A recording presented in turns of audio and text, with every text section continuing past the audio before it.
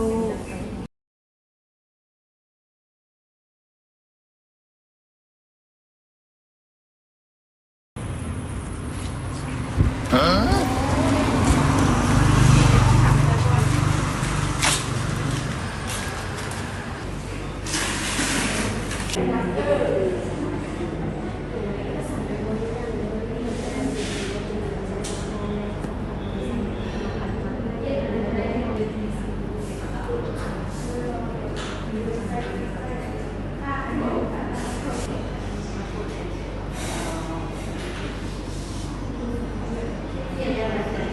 ไงแล้วขอบใจ